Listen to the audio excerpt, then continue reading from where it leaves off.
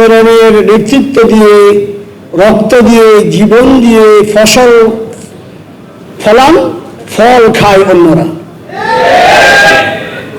British বিরোধী আন্দোলন থেকে শুরু করে জুলাই আন্দোলন পর্যন্ত সবকিছুতে ওলামায়ে কেরাম রক্ত দিয়ে স্বাধীন করেছেন, ফল খেয়েছে অন্যরা, ভবিষ্যতেও সেই কথা। জুলাই আগস্টের আন্দোলন দিয়ে শুধু দেশ স্বাধীন হয় নাই, দূর ২,৫০০ আলেমের জেলখানায় বন্দিত্বে রাতের গভীরে তাহাজ্জুদের চোখের পানি ফেলে ফেলে দোয়া যায়, আল্লাহ তাআলা দেশকে স্বাধীনতার দরবারে পৌঁছিয়েছেন। জুলাই আগস্ট সংগ্রাম হয়েছে। ২৫শে জুলাই নাহিদ ইসলাম যে বন্দী হয়ে দিল্লির কার্যালয়ে ভাতের হোটেলে বন্দী, আর মাদ্রাসার তালেব ইলম ওলামায়ে কেরাম যদি ফজরের আসসালাতু খায়রুম মিনান নাওমের পরে রাস্তায় বেরিয়ে, যাত্রাবাড়িতে, বাড়ি ভাড়ায়, গাবতলীতে, সূত্রাপুরে, পুস্তকলায়, লালবাগে রাস্তা অবরোধ করে যদি মাথার পাগড়ি মাথায় বেঁধে ময়দানে না নামতেন, জুলাই আগস্টের বিপ্লব স্বাধীন হতো না।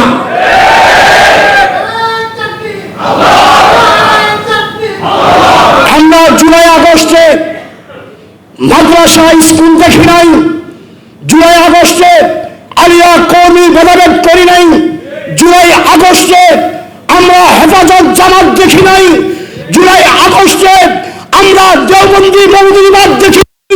এখন কেন মাথা চালা দিয়ে দেওবন্দি আর মওদুদিবাদকে মাথা চালা দিয়ে কাজকে খুশ করার জন্য নতুন ষড়যন্ত্র করা হচ্ছে? মনে রাখবেন, যারা এসে ষড়যন্ত্র করবেন, জুলাই আগস্টের যুদ্ধরা যারা বেঁচে আছে প্রত্যেকের দাঁত ভাঙা জবাব টেনে দেবে।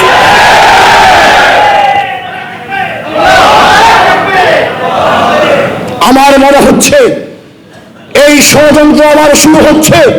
ফ্যাসিস্ট একজন গিয়েছে আরেকজনকে ক্ষমতায় অধিষ্ঠিত করে, শক্ত করে, যাতে করে জুলাই আগস্টের সেই চেতনাকে নষ্ট করার ষড়যন্ত্র। মনে রাখবেন, যদি জুলাই জনসনদ বাস্তবায়ন না করেন, যে আলেম হোক, দেওবন্দি হোক, হেফাজতি হোক, মওদুদিবাদ হোক, জামাত হোক, যে সমস্ত দলের হোক না কেন, যারা ওই জুলাই আগস্টের সনদকে বাস্তবায়ন করতে চায় না, তাদের সহযোগিতা করবেন। আরেকটা আপনার ফ্যাসিস্টকে বাংলার জমিনে প্রতিষ্ঠা করার চেষ্টা করবেন। মনে রাখবেন, সেদিন আমরা জামাত হেফাজত দেখবো না, সেদিন আলিয়া কওমি দেখবো না, সেদিন মাদ্রাসা স্কুল দেখবো না। আমরা একাকার হয়ে ময়দানে নামে আপনাদেরকে বাংলাদেশ থেকে বিতাড়িত করার জন্য চাল প্রমাণ করতে প্রস্তুত থাকবো।